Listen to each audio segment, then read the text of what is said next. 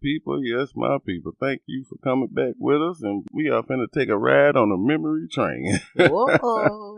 One of the imaginations that I tried to come up with to help people get into the spirit is gather all your memory of all the Christmas when you was an adolescent or a child, when you was a toddler, and all the times when you was a toddler. What you mean, like 3 years old? Yes. If you I don't know if I there. could go back that far. Let's start at 14. All right, that's better. But during those times, it was all about the wholesome of the family and seeing if you've been good or naughty for the year. And that caters to how many gifts you got.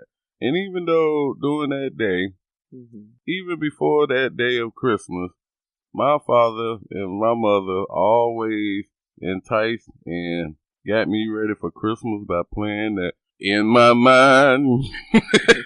I ain't got the notes right, but The Temptations, Silent Night, which is a beautiful classic. But when that came on, I got myself in the bed. I remember most of the time that I didn't get a lick of sleep, or if I did, I fell asleep around 4 o'clock, and my mother and father had to wake me up. But by the time I got up, I enjoyed riding the bike or waiting on seeing my father put those toys together for me and just ripping up the paper and going through that high adrenaline of that day, seeing the gifts that I found out later, seeing the gifts that has been given to me. Then throughout that day, after that was calmed down, probably like mid of that day, we started riding around to other family members' houses. And some of my family members didn't have kids, but I was the joy for them to come through and spend time with my mother and father and me. We ate, we listened to Christmas music and seen the parades and all those things. As I look back at it, my mother and father, which I assume probably enjoyed seeing the smile that was upon me and my brother's face on that day. Opening up the That's gifts. so wonderful. That's so wonderful.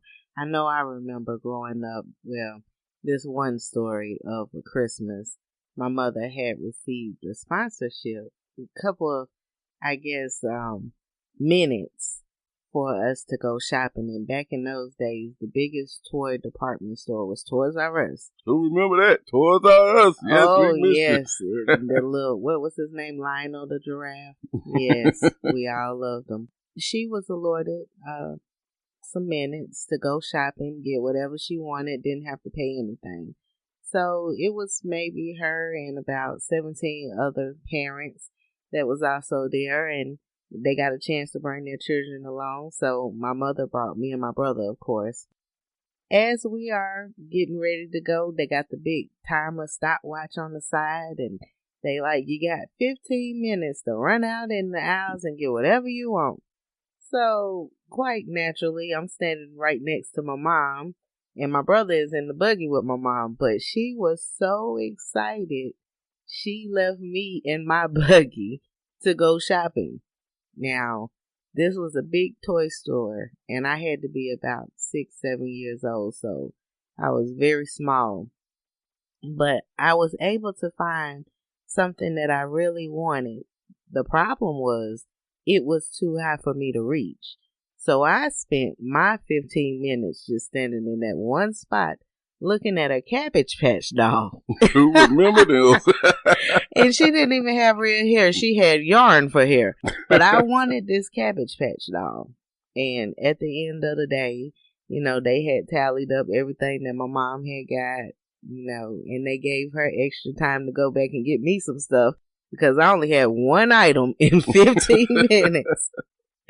But that Christmas, that was one holiday season that I would never forget, because even though our tree wasn't running over with presents, we got everything that we wanted, and my mother was so happy to be able to share in the holiday season with us. Yes, my people. And the reason why we reminiscing now, and I got the audience to reminisce with us, or during the days that you can, just sit back and think about those times. That will help you embrace what's in front of you now. If their family has kids, look at your children. Because it's something about being a kid, my people. Kids are always happy until they not get what they want now, of course. But majority of the time, when from the infant all the way to they get about 10, 8 years old, they enjoy life. Really don't get an understanding about bills or the main things that adults that we go through and have to do to get those things or keep a roof over their head or put food on the table. But they just sit back and you can just feel the spirit of most all children are always happy. Now, with that said, as a parent, I'm talking to you. Take the time out to look at your kids. If you have any of them that's under 8 or even if you have adult kid children, remember those times when life was just life for them. Hopefully by us bringing up the reminiscence of family gatherings or by you seeing your children or reminiscing about the children open up gifts and seeing that smile on their face, remember that. We need all the uplifting of any type of good feeling. And at any time of that one particular day, if it is somewhat distorted, just remember the times that it was good. And help your kids understand that we are all one. We are all still here. This Christmas, it may be hard not to feel a little grinchy. But before you say bye, humbug, and try to fast forward into the new year, look for ways to find some fun this holiday season. If 2020 has taught us all anything, it's how much the people in our lives mean to us. So go ahead and spread some happiness where you can. Now, Transitional Changes Mission has a quiz for you all out there. And we just wanted to ask a couple questions. So please write in your responses to tcmissionspeaks@gmail.com. And we'll have the answers to these questions on our blog at transitionalchangesmission.wordpress.com. True or false? The song Jingle Bells was written specifically for Christmas. What do you think, King? That's a good one. Never thought of it.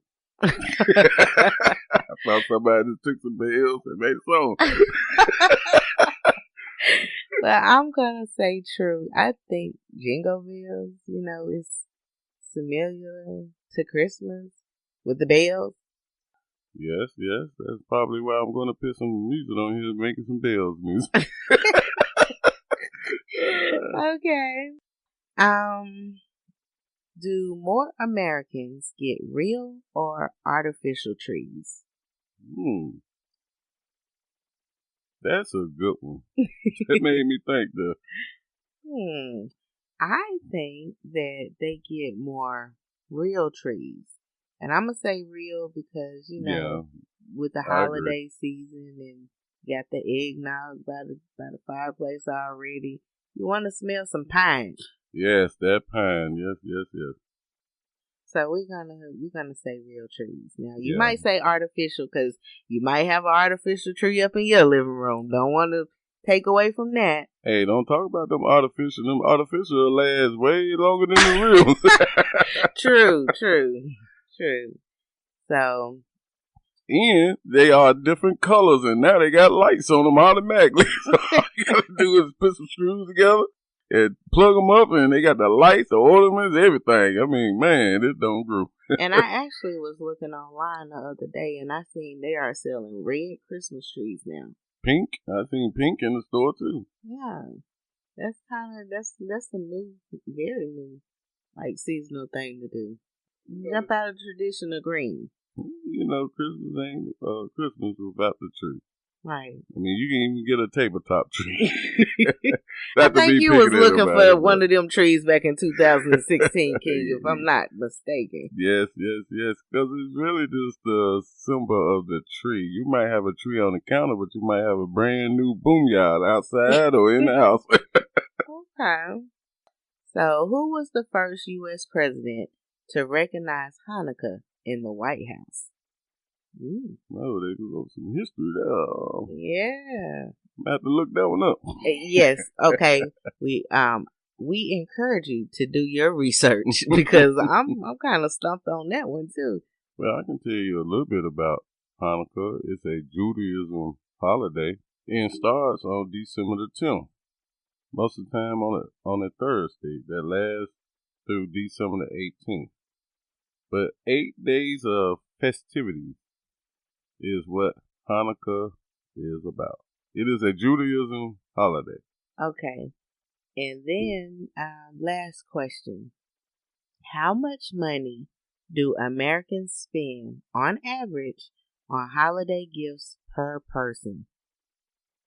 Now, that depends on if they like them or not. Oh, just about to say that. If you like them or not. Well, might be getting a $5 gift, might be getting a Dollar Tree gift. But I know, reminiscing, I remember my elders of my family always gave me socks, T-shirts, and underwear. As a kid, I did not like that. I was like, oh man, I dread to go over there sometimes, but I love seeing my grandmother or it's the thought that my counts. aunt. Yes, and that's what my mother and my father told me. But as a kid, I was like, man, let's go to the house where the toys at. Yes, I don't blame you. Well, I would say on average,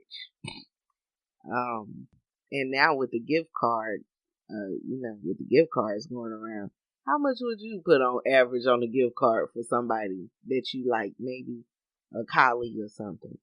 As of right now, in these days and time, that's a good idea. We might come up with something on that. Get a gift card or give $1 to a person or anybody, because it ain't about to me about if I like them or not, especially in my matured age. Now, I love seeing the happiness of giving to a person that's in need. And if it's $1, 50 cents, $10 to $200, if I have it, I will give it. That's a wonderful answer. And that's what we would say. The opportunity to give is endless. And on average, we give 365 days a year. We are blessed to be able to give our voice right now to everybody who's listening. And that's free. Yes, my people. And we pray that it has influenced you to uplift yourself, uplift your family. Because there should not be no sadness at this time of the year or appointment or any time of the year. I was just looking at the news and they had a story up and they was saying something that is a battle to express to people.